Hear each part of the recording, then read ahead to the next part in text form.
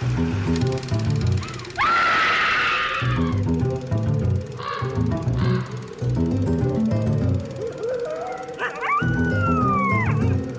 and welcome to Scream Scene, the horror movie podcast where we watch every horror movie ever made in chronological order and then we rank them from best to worst. My name's Sarah. And I'm Ben. Thank you so much for listening to us today. How are you, Ben? I'm doing well. So excited to be recording another episode, even if I'm not too sure about the movie we're watching this week. Vote of confidence. How are you doing, Sarah? I'm doing pretty good.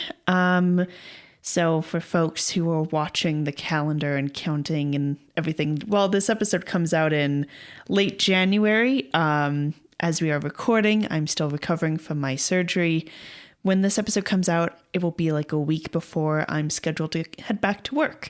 So, you know, production schedule makes it kind of hard to keep track of things. But overall, I'm doing pretty good. Things are progressing as planned. Yeah, you're feeling a lot better and getting stronger every day. And I can hold a coherent thought. Yes. So we were like, okay, cool, we can record again. Yeah, exactly. Well, you already gave a bit of a vote of confidence, but tell us what we're watching today. Today, Sarah, we are watching The Snake Woman from 1961, directed by Sidney Furie. Haven't we already seen a movie about a snake woman? It was like called The Cobra Woman or something. You might be thinking of Cult of the Cobra. Yeah. Yeah. So this is another low-budget British production. It's made by largely the same team as Dr. Blood's Coffin, same director, same cinematographer, same editor. The largest difference here is the writer. Produced as the B picture to Dr. Blood's Coffin, The Snake Woman was penned by Orville H. Hampton. Okay. So is he like a snakeologist? Not even in the slightest. Hepatologist or whatever they're called? Yeah. Herpetologist? Herpetologist is probably correct. Yeah. No, not even in the slightest. It's pretty clear from, I think, watching the movie that no one making this movie knew anything about snakes. Okay. Hopefully they know that they are legless, because that is a key feature of snakes. Yes. Snakes are legless, though they are not legless. So Orville H. Hampton was born in Rockford, Illinois in 1917. He became a screenwriter after World War II, working his way up from Poverty Row. He worked on genre films like Rocket Ship XM and Lost Continent, and he wrote the additional material filmed when Ron Ormond transformed Herbert Tivos's Tarantella into Mesa of Lost Women, a film ranked number 275 on the list currently. I think that there's like just over 300 movies on the list, so not well. Hampton also wrote The Four Skulls of Jonathan Drake. Oh, God. Which is ranked at number 265. Yeah, a little better. He also wrote a large number of Westerns. So, you know, a lot of low-budget Poverty Row genre stuff. Yeah. An experienced writer of schlock, as it were. However, in 1964, he would be nominated for an Academy Award for the interracial romance drama One Potato, Two Potato. And he would end his writing career writing for Hanna-Barbera cartoons in the 1970s. Okay. So we're right before he peaks. Yeah. A bit. Basically. Okay. The script was rewritten by Hampton when it was bought for production to reset it in England at the turn of the century in order to fit it into the trend of period horror established by Hammer. The picture had a budget of £17,000 and was shot in 6 days in what director Furie called television-style production pace. The sets were all built inside one another so that when one was taken down, the next one was ready to go. Can you tell me, like, logistically how a set could be built inside of another set? Sure. So if you imagine the three, like, false walls of a room, Okay. And like it's a bedroom, let's say. And then you finish all of your scenes in that bedroom. So then you take down the walls. The walls of like a set are like facade walls, right? Yeah. Not up to code. Sure. Like you're talking about like wood frames with like, plaster probably. Yeah. You take those walls down, right? You fly them out. The walls aren't connected to anything necessarily. And then once you've done that, the walls for the living room were underneath them. And now you're going to shoot all of your scenes in the living room. And then you take those walls down. Oh, so it's almost like layers of drywall.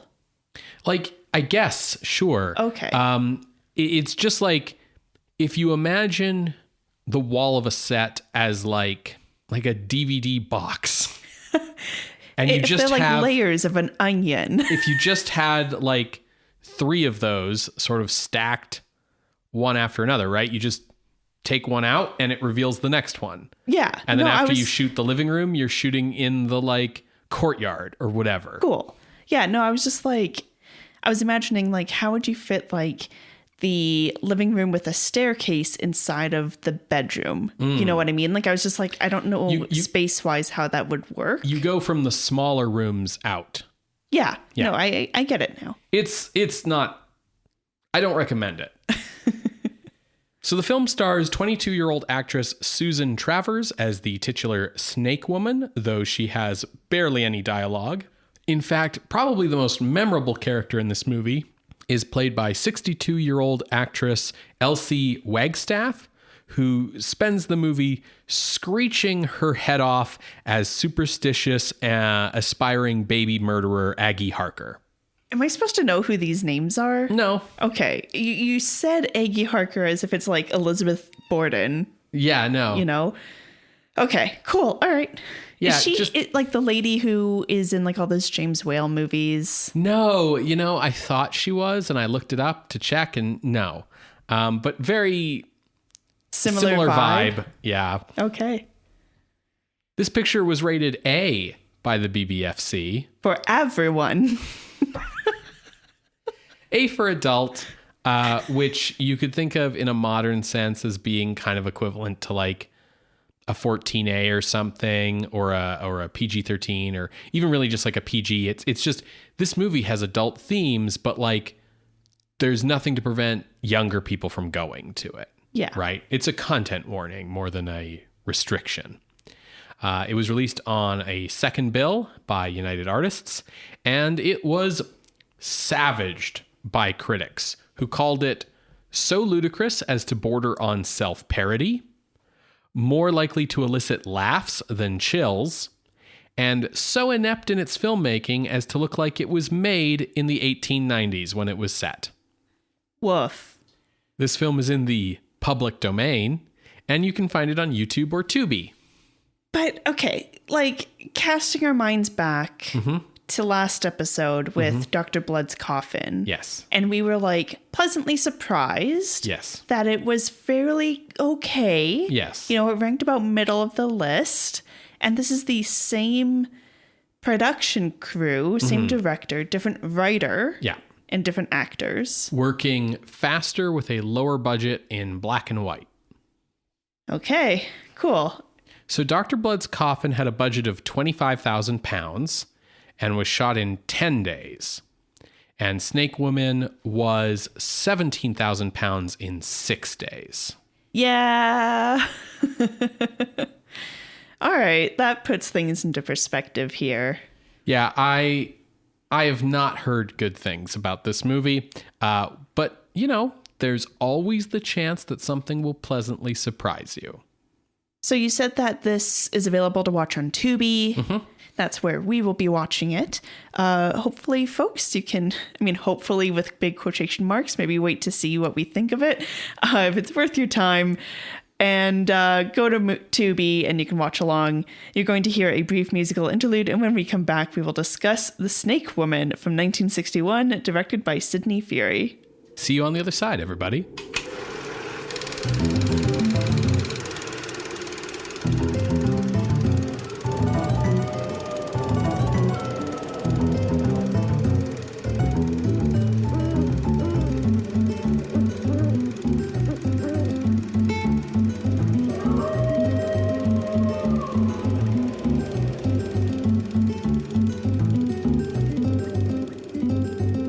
Welcome back to Scream Scene, everybody. We just finished watching The Snake Woman from 1961. I don't recommend it. It is not worth it. Do not watch this movie. Don't spend money to go find this movie. It's bad. It's so bad. It's an extremely stupid movie. I will take issue with that because it's fairly accurate in its description of snakes. Not its depiction, but its script description. Okay, fair. So basically nothing happens in this movie. And then it will tell you how much nothing has happened in the last scene. It is an hour long, and it has maybe a half hour of story, and it manages to get to that hour length because half of the scenes are the characters recapping the other half of the scenes. Yeah. Including me right now. Let me tell you what happens in this movie. So the film opens in 1890. It's all set in Northumberland, which is kind of an area that borders Scotland, but is technically part of England. Yeah, it's Northern England. But it has the moors without being Scotland. And we see a herpetologist whose name is Dr. Adderson. Haha. Get it? He is experimenting with snake venom to manage and potentially cure his wife's lifelong mental illness. And now let me just explain that this doctor would have had this patient, married her, and they are now expecting. Okay, so here's the thing. This is a Victorian scientist. In other words, not the most ethical of people. But like, this is a dude who is studying whether snake venom can be used as a cure for mental illness. His primary research subject in this is his wife, and the dialogue implies that she was already afflicted before they were married, which, and maybe I'm being unkind to Dr. Adderson, but given the overall attitude that he displays in his scenes, I feel like I'm maybe not far off the mark. See, in Victorian England, a wife is sort of her husband's property. And so the vibe I get here is that, you know, it's a lot easier to conduct wildly dangerous experiments on a human being if you own them and they don't have their own legal agency or will to object to what you're doing to them. Because okay. Do you want me to continue? Yes. Or, okay. I do want you to continue. I just want to stress that the thing that he's injecting his wife with is not like some sort of... This is my next point. Yes. Amazing science serum. Mm-hmm. We see every step of the process. We see, it's kind of neat almost. We see on camera him milking the snakes for venom, and then he just injects that. It's just straight venom. There's no serum or derivative, nothing.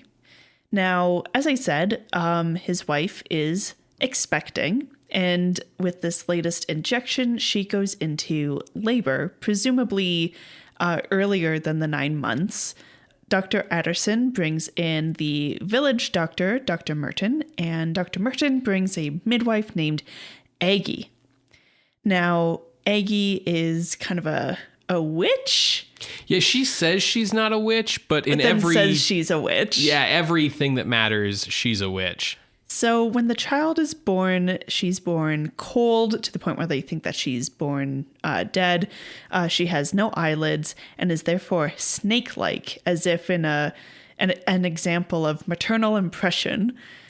The shock of this kind of child kills the mother, and thus Aggie proclaims the child evil and a murderer of the mother.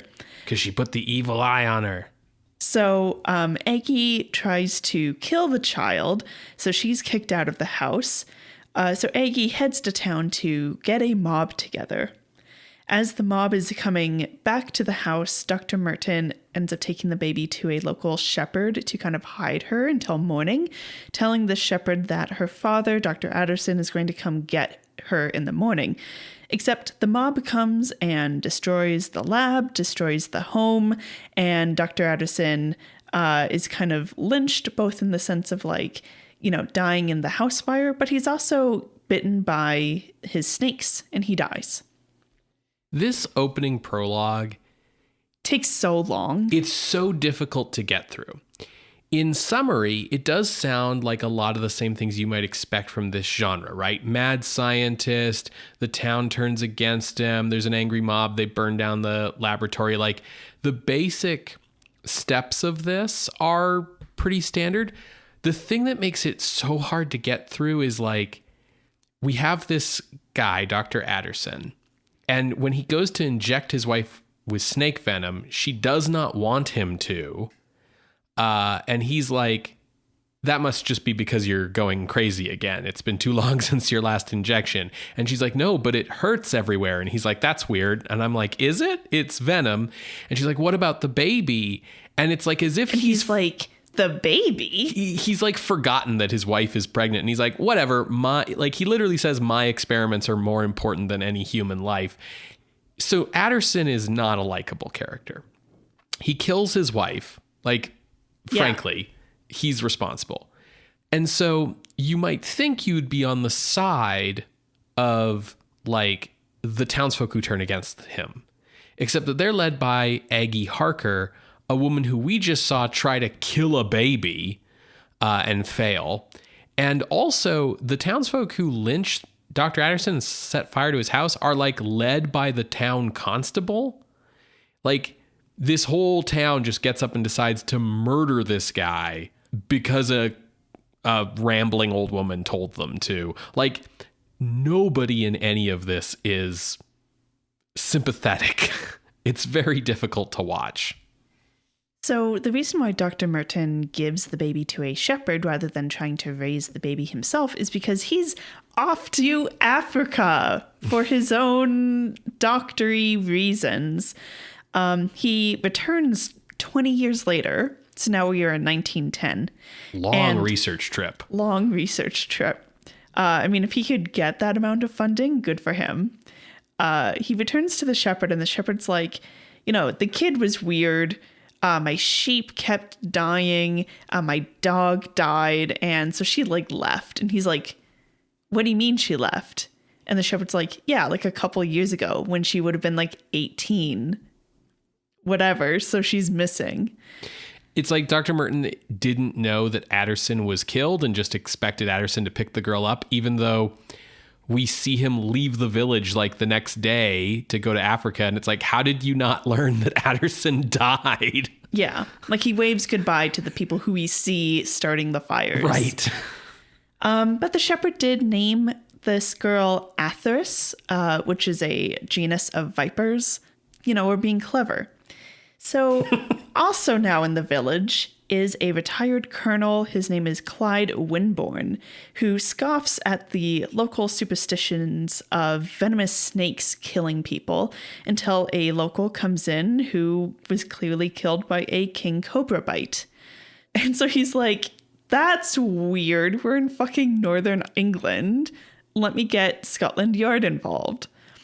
He also does his own research, and it seems like about 1 to 2 locals die each year from exotic venomous snake bites. Mm-hmm. So Scotland Yard sends Charles Prentice, the most stupid guy I've ever fucking seen. They describe him as like one of Scotland Yard's like up and coming gifted inspectors, and like, God, that does not spell well.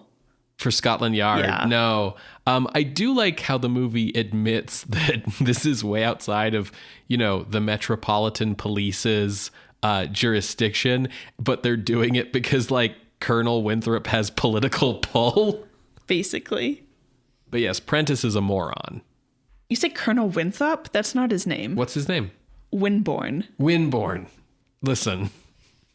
So Prentice comes in. He meets Atheris because he is playing a snake charmer flute that he picked up from the colonel.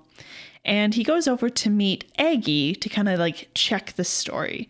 And she does all this like witch stuff, and because she's still alive and like so she's ancient. And then she also pulls out a voodoo doll, which in this movie is just a doll. Yes, like literally just a baby doll. Just a baby doll.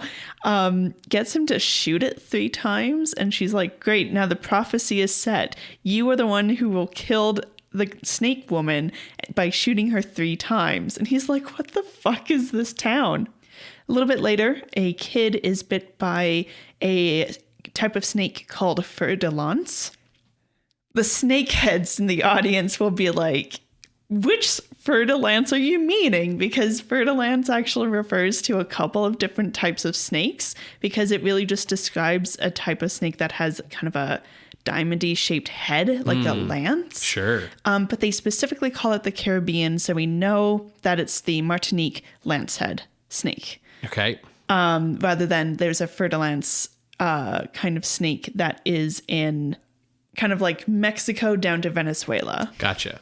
Not northern England in any case. Absolutely not. This also like muddies the waters because they're like, well, we thought maybe there was a king cobra on the loose, but apparently there's a Martinique lancehead as well. So they're like they as in Prentice and the Colonel are very confused. Now the father of the boy who is killed gets drunk and decides he's going to go out and kill this snake. And so he goes around and he's like, he does find a snake and he does kill it. But then we also see Atheris kind of like glaring off in the distance. And then presumably through editing, she turns into a snake. Yes. And then bites this guy and he's dead. Yeah, Atheris is, I guess, supposed to be a were snake. But there's no transformation sequences in this movie. It's just we'll see a shot of her and then we'll cut away and then we'll cut back and it'll be a shot of either like a king cobra kind of like puppet, I think is what it is. Yeah. Or just footage of a snake moving, which may or may not be a king cobra. It is absolutely not a king cobra. If I had to put money down, I would guess that for the footage of the actual snake, when you see it interacting with actors, is more than likely a boa constrictor. Because they won't immediately fucking kill you. Sure. Anyways, so this guy's found, and so Prentice believes that all of this is solved because they see that this guy died by the snake bite of a fer-de-lance. They find a dead fer-de-lance snake nearby. Case closed. And the Colonel's like, but what about the king cobra? And Prentice is like, don't worry about it. It's solved, right? So I'm going to head back to Scotland Yard. These guys are so dumb. Like, at one point, they're sitting there being like, well, but if there's a king cobra bite and a fer-de-lance bite, there's no logical explanation for that. And it's like, the logical explanation that the movie does not get to in any way, shape, or form, right, is that Dr. Addison kept exotic snakes in his lab. Tons of them. That were clearly alive when the fire was still going on. So they escaped, and somehow these snakes survived the 20 years because these bites have been going on for like the past 10 years. So that's the logical explanation, but at no point is that possibility brought up. No, and like they're just like, no, it must be the snake woman. And there's like a point where like they can accept the idea that maybe a fer-de-lance got loose, but like then they're like, but there's also king cobra bites. Nothing could explain that, as if the idea that a second kind of snake might also be around is inconceivable. Yeah. So Prentice decides he's going to leave. He's going to head back to Scotland Yard. And then he finally clues in about the idea of him playing the snake charmer flute poorly and Atheris really liking it. She likes a snake charmer flute, ergo she's the snake woman. So he goes to... a thing that everyone in the village has been telling him. Yes.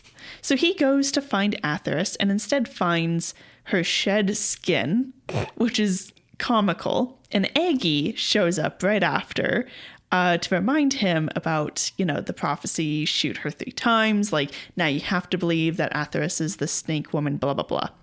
So he finds Atheris and he's trying to explain to her, like, you have a condition. We'll get you sorted out. We'll bring you back to the city and like, you'll be okay. And then she transforms into a snake in front of him and he decides, no, I'm just going to shoot you. So he shoots her 3 times, all done. This is so frustrating because the turn of events here is Prentiss doesn't believe she's the snake woman. Then, through the thing with the flute, comes to believe she is the snake woman. So at this point in the story, he knows she's a snake woman, as evidenced by the fact that he's saying, hey, we understand these murders aren't your fault. Like, you can't help it. It's in your nature. So he knows she is a woman who become a snake.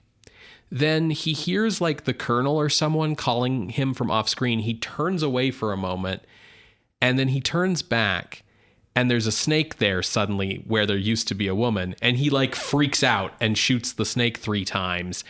And as if he doesn't realize that's Atheris. Like then she does the Wolfman thing of turning back to a woman after she's dead. And he's like so confused. He's like, what? Like, buddy. Yeah. So the final scene of the movie is Prentiss is back at Scotland Yard. He hands in his report to his supervisor. And his supervisor's like, wow, I'm going to burn this. And Prentiss is like, because you think it's fantastical? I'm telling you, it really happened. And the supervisor's like, no, I'm afraid people will believe it. What? And then that's the fucking end. It's trying to be so clever. It's like you're afraid the brass upstairs won't believe it? No, I'm afraid they will believe it. Like, dun, dun, dun. Oh, okay. What would be the problem with that? Why would that be a bad thing that they would believe it? Okay, let me give you some snake facts.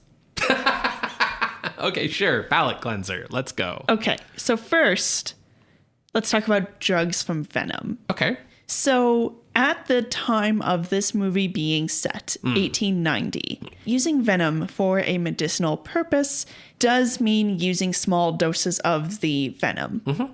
It's not like synthesized. It's nothing like that. The first drug that I could find in a very brief search was developed in like the 50s and 60s that actually was synthesized from the venom to be used for a medicinal purpose. I will say that anti-venom for the Indian cobra, which is closely related to a king cobra, was developed in 1895. So by the time that is like 1910, later in this movie, there is like anti-venom, which would have been like the first step to developing medicinal uses out of venom beyond just like using the venom straight on. But like when venom gets used for medicinal purposes, like they're diluting it with like something. Yeah. Like it's not just injecting straight venom into your blood. 100%. Okay, cool. But they are still just using the venom. Gotcha. I just wanted to be clear that they aren't like, taking proteins or carbohydrates or like whatever the fuck from a bit of venom. Sure. I don't know science, but I do know this much. Sure. Yeah, the snakes. So I just wanted to point out, this was important to me for some reason. King cobras are king for a fucking reason. Right. Because they are fucking huge. Yeah. They average 10 feet. Mm-hmm. They can hold themselves up so that they can look you in the fucking eyes. Right. They can spit venom. Yeah. As well as just fucking bite you. Mm-hmm. And if they bite you, it's like 30 minutes until you die. Yeah. You're fucked. It's a neurotoxin. Necrosis sets in very quickly. The movie does stop to explain the difference between neurotoxin and a different kind, like one that stops your heart. I think instead, like it's one of the big clues is that the fertile ants and the king cobra have these 2 different kinds of venom. Yeah, because the boy is still alive when he's brought back with the Martinique lancehead bite, because that bite tends to just kind of clot your blood, your muscles swell. You can die, but it's much more likely that it will take longer, so there's an opportunity to get anti-venom to you. Right. Whereas king cobra, like, you're going to die. Right. Like, I'm sorry. The Martinique lancehead averages around 5 feet, so about half the size, still fucking huge, and is pretty much based in the Caribbean. As I said, the fer-de-lance type that is from like Mexico to Venezuela, they as in like herpetologists are like, please call this one the common lancehead, because the fer-de-lance tends to be used across all lancehead type of snakes, and that gets confusing. Sure. King Cobra is based pretty exclusively in like Southeast Asia. So you have from like India down to even like Vietnam. Yeah. And Winborn's like reason why he's familiar with a king cobra bite on site is like that he served in India, which like if he's a British officer in like 1910, like that tracks, you know? Yeah. So that's why I took issue with you saying that it's a dumb script, because the writer picked up a book about snakes. Yeah, had a copy of the Encyclopedia Britannica open nearby. And was like, oh, here are snake facts in this movie. And from what I can tell, it is fairly accurate. A herpetologist might disagree with me, which is fair. You are an expert. But on like the base pop culture level, they are fairly accurate. It reminds me of how in Dr. Blood's Coffin, when they talked about curare, like the facts that they listed off were very much like, this is what's in the Encyclopedia Britannica definition of curare, essentially. Yes. So, you know, it's not completely dumb, but the whole film's plot it relies too much on our characters not putting two and two together. Yeah. That it makes you scream at the television. You know, the other thing too is if the villagers are worried that a bunch of snakes from Adderson's lab maybe got out, they should be thankful that there's a king cobra also on the loose, because king cobras eat other snakes. Yes. All of these snakes are not likely to bite you unless you are fucking with them. Right. Even the king cobra. Like, there's at one point, like a sheep dies because a snake's coming by. And it's like, a snake can't eat a fucking sheep. Yeah. Like, I think at this point it's supposed to be the king cobra. The king cobra can't fucking eat a fucking sheep. So, like, maybe a lamb. But the snakes don't bite to kill unless they are trying to defend themselves. yeah. I also am like, treat snakes kindly, Sure. please. Yes, they are dangerous, but they also like respect their space. I think this gets to one of my biggest problems with the movie. Okay. The movie's called The Snake Woman. Atheris is the snake woman. This is a story about Atheris. Atheris is at no point in this movie a POV character. She is in like 2 scenes, basically. Like one where she talks to Prentice and is like, I like your snake flute music. And the other when he shoots her to death for no reason. And the thing about the movie that I think really fails is Atheris supposed to be sympathetic? Mm-hmm. Is her death meant to be tragic? Or is it a good thing? It's hard to say because we never really get her side of the story or hear her motivations. Like, you can fill in the gaps and be like, oh yeah, like they killed her dad and she's a snake woman and they all hate her. So she's been like preying on the villagers one at a time as a revenge or something. But she never gets a chance to say that or express that. And I think a big part of is her death good or bad comes back to what you're talking about with snakes, which is like, is Atheris a menace who is intentionally murdering people out of revenge? Or is Atheris a victim of like the bigotry of the village and is only killing people in self-defense? We don't get to fucking know because this movie doesn't give a shit about her. I will say, like, when Atheris is around and there's another snake, and like Prentice goes to be like to protect her when he first meets her because he's like, oh, there's a snake. She's like, what are you doing trying to kill that snake? If you leave him alone, he'll leave you alone. Yeah. Something along those lines.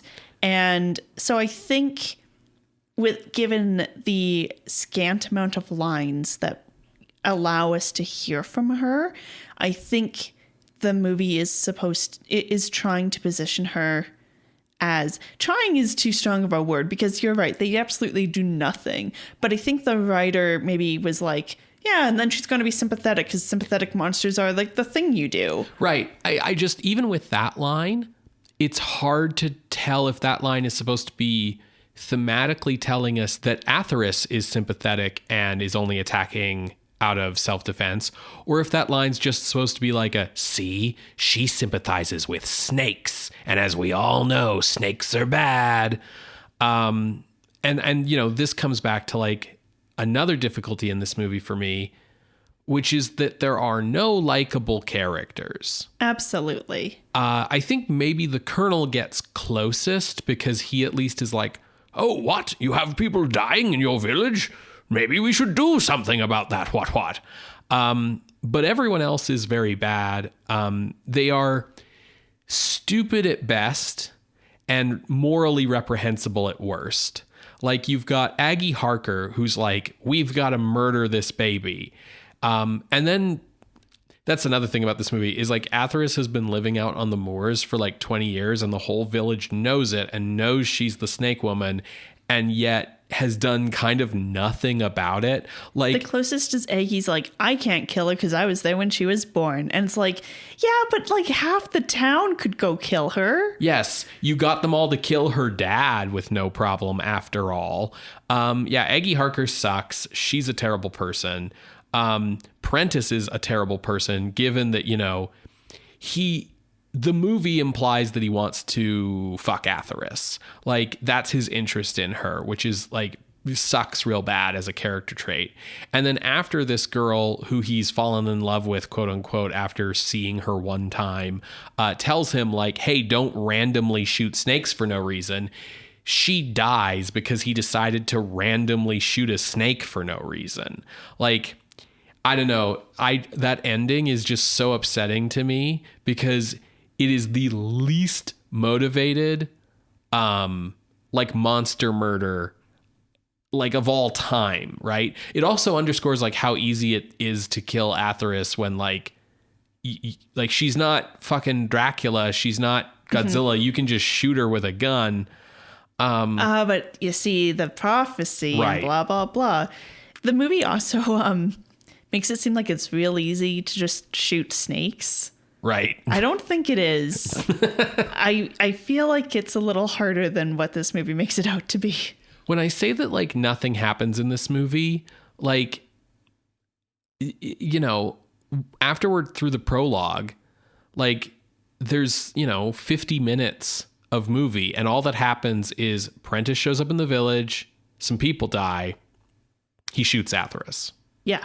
And Ben hit the nail on the head at the beginning where he's like, half the movie is spent explaining what happened in the other half. Because literally we would have a scene and then the next scene would be the Colonel being like, yeah, and like talking to the Scotland Yard person over the phone being like, yeah, and then this kid came in and he was dying from a fertile lance bite, which was weird because the other guy was from a king cobra.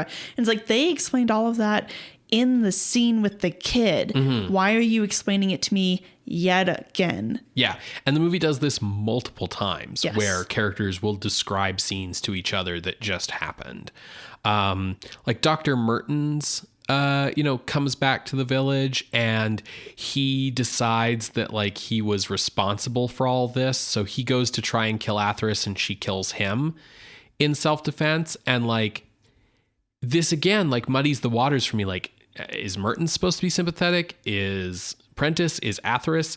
Like, it's hard to tell because all of these people like kind of suck.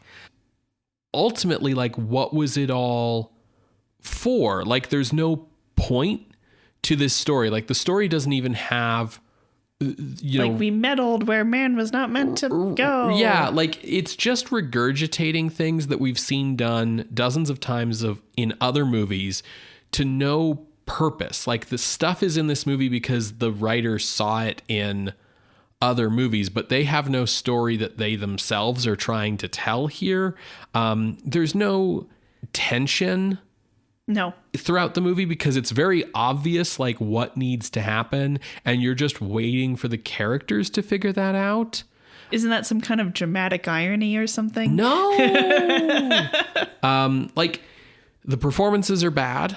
Yeah. The filmmaking is bad. Like the editing is terrible. Like we're close to Ed Wood levels of incompetence, but without any of the like charm, fun. Yeah.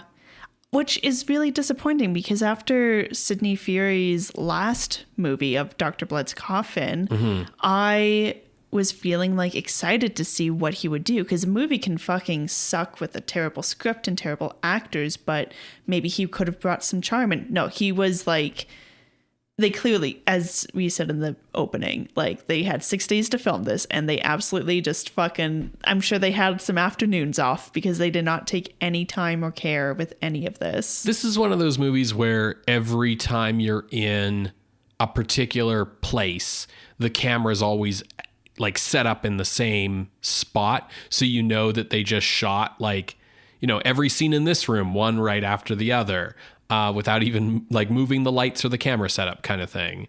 But I cannot go without mentioning the fact that the character of Atheris, so she has like long wavy hair down to her shoulders, and she has like a 60s kind of like wasp waist figure, and she's wearing like, essentially what she's wearing is like a Mad Men secretary pencil dress, like pencil skirt, with like short sleeves and like a square cut low neckline so you can see her cleavage.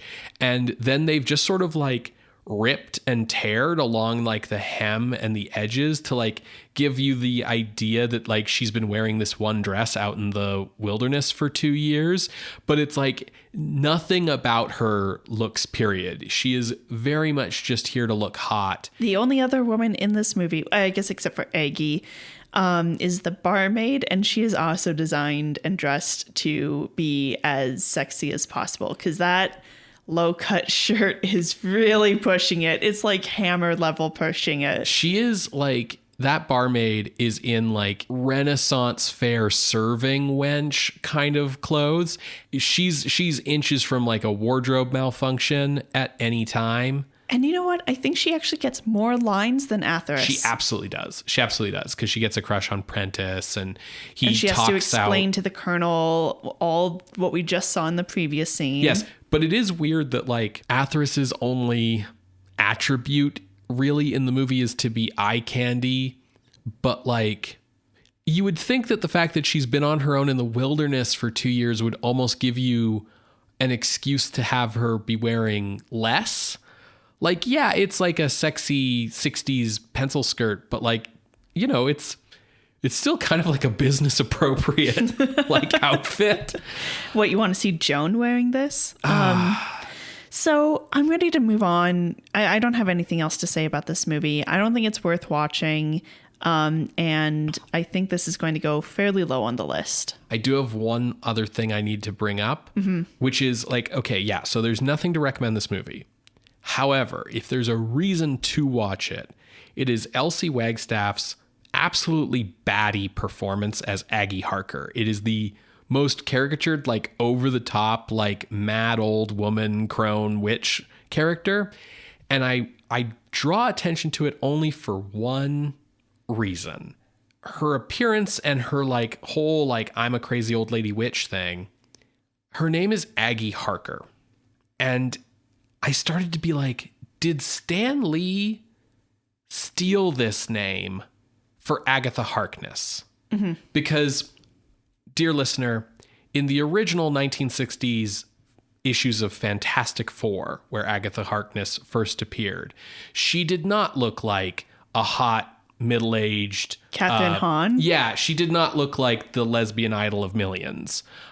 She looked like, an old prune woman.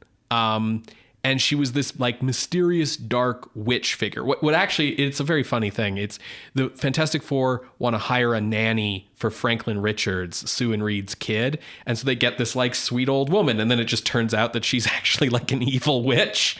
Agatha all along. Right, exactly. And so like my brain started to be like, because Stan Lee stole from all kinds of different places and like vaguely changed stuff. So I'm like, is Aggie Harker in this terrible movie the inspiration for Agatha Harkness?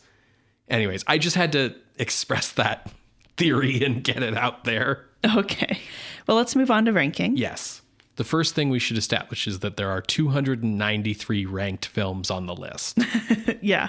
The movies that you mentioned at the first half that the writer had also worked on Yes. were Four Skulls of Jonathan Drake, which is listed at 267, and Mesa of Lost Women, which is listed at 277. Okay. So I did kind of start with those as waypoints, but as I kind of looked around, I was like, at least Mesa of Lost Women had like some craziness to it. It had that giant fake spider that still freaked me out that like you could see PAs throwing across the set. There's no charm to this movie at all. Looking down, we have a bunch of Méliès shorts here, which makes it hard to consider. But then my eyes came across like The Astounding She-Monster, which is that sci-fi like silver lady in the woods who can only walk forwards because her dress ripped or whatever. Yes. And they just, the whole movie is just they're either in the cabin or out of the cabin. Yeah. Yeah. That movie also has a bit of charm to it, but I think that The Snake Woman should go like right below it, because what's below Astounding She-Monster are things that are just like, you didn't really have any care when making this. You didn't care about like tension. You didn't care about how you were like acting in this. Astounding She-Monster does have those issues, but it at least like, has that sci-fi element. So it's kind of mixing things up a little bit. So my spot really was 284. Okay. I came to the opposite conclusion of you, which is like, I also took a look at Mesa of Lost Women, but Mesa of Lost Women is like barely functional as a movie, because it is a bad movie that got re-edited and reshot with more bad movie, kind of put together like a bad jigsaw puzzle movie. It doesn't make sense. It has that annoying soundtrack. Oh, yeah, I forgot about that. That's just like 30 seconds of like flamenco guitar, like over and over or whatever. So my conclusion, although I see what you're saying about Mesa of Lost Women, at least having that like bare minimum Mystery Science Theater charm, and this is just not even that. But my conclusion was like, well, but this is a more competently made movie, so it should go higher. But then like the stuff that's immediately higher is also like bad. Mm-hmm. At 275 is La Casa del Terror, which is the Mexican film with Lon Chaney Jr., where he doesn't get any dialogue and he plays every Universal Monsters character in one character. And then like above that is like Sedok, which was weird.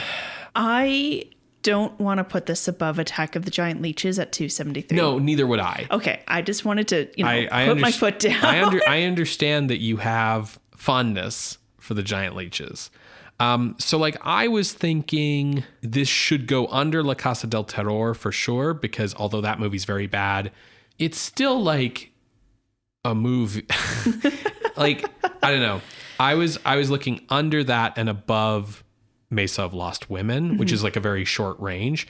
So I think we need to resolve the question of like better or worse than Mesa of Lost Women. I was coming at it from a like filmmaking competency point of view, and you were coming from it from a, if you put a gun to my head and made me choose one to watch a second time, like kind of position. Yeah, that's why the movie that we've kind of been talking around at 276 is Ein Toter Hing im Netz, which is Curse of Spider Island. Yes. Where like it's not good, but at least there's a ton of sexy babes. Yes, it's a bunch of sexy babes get stranded on an island with like a Spider-Man. Or like a man spider. Well, no, just a bunch of spiders. But if they bite a guy, he will turn into a Spider-Man. Right. No hyphen, so that Marvel won't sue them. I think that's better than this. Yeah, because of that charm and all that. Right. And the women get fucking lines and personalities. I don't know. I feel like Mesa has to go above. Like, I hear what you're saying about like the competency of it being made, of its soundtrack, but at least like I've heard people online talk fondly about the movie, and I can't imagine anyone speaking fondly about Snake Woman. Sure. I think if this goes below Mesa of Lost Women, it has to also go below A Standing She-Monster. I think it also has to go below The Creeper, which was a bad movie that always confuses me, by the way, because it's not about the Creeper, the Rondo Hatton character. It's like a bad Cat People ripoff. Yeah. Which it sounds like it would be cool, but it's not. And if it goes below the Creeper, it has to go below these Méliès shorts, because at least those have imagination. So I feel like this goes at 288 above The Monkey's Paw. Because, God, that movie was really, really, really fucking bad. So the thing that I remember about The Monkey's Paw, this is from 1948, and it was British, so it's really fucking tame. Yes. And ergo, really fucking boring. Yes. I don't know if I would say The Snake Woman was boring in the same way, because it's just like you're yelling at the people to finally like put two and two together about like the snake charmer flute, or that there could be snakes on the loose or whatever. Whereas The Monkey's Paw, you're like, can we get on with the story? Yeah.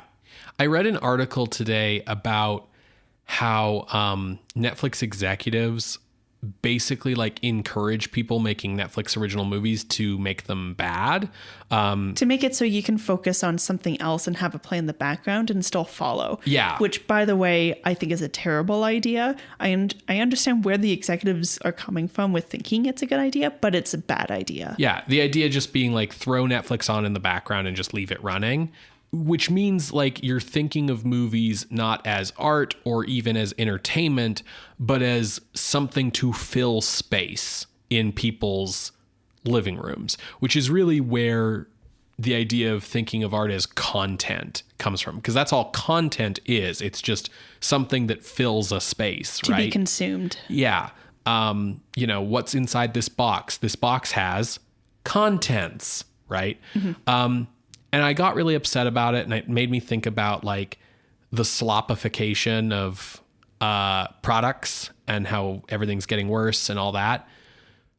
But movies like The Snake Woman remind me that there has always been slop, and there has always been content, and there has always been movies like this where like this movie is bad because you're paying attention to it. They're assuming you're going to be like making out with your girlfriend in the front seat of the car that you drove to the drive-in to see this.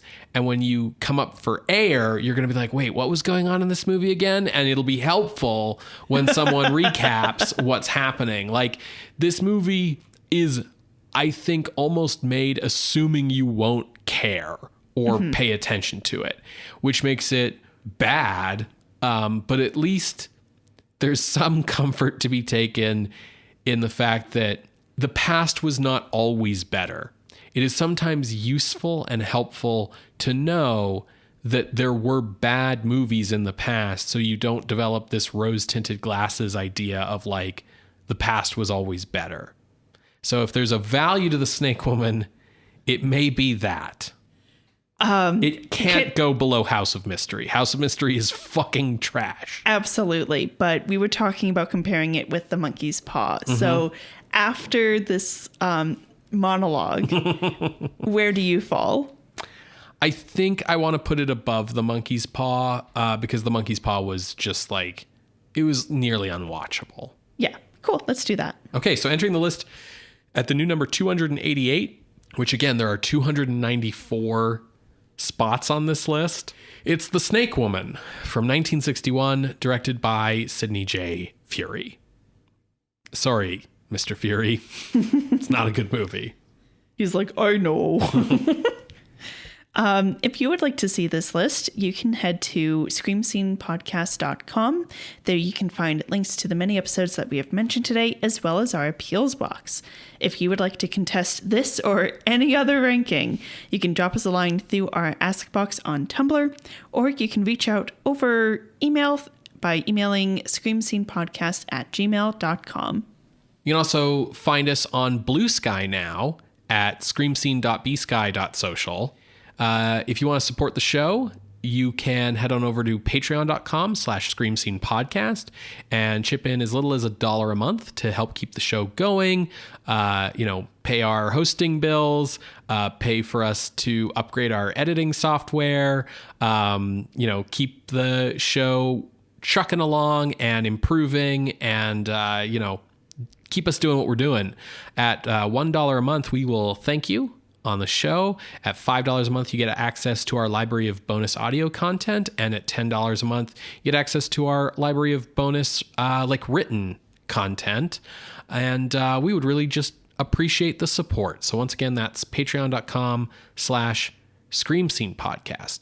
If you don't want to have to worry about the fact that podcasting apps keep shifting and changing, you can subscribe to our RSS feed and never miss an episode. What are we watching next week, Ben? Oh, I have some good news for you, Sarah. Okay. It's a Hammer horror film. Okay. It's slightly intrigued. Curse of the Werewolf, starring, for his very first starring role in a movie, Oliver Reed, legendary star of stage and screen. And of my heart. Because I always fall for the bad boys. Oh my God. I'm very excited. Well, we will see you then, creatures of the night. Bye. Bye.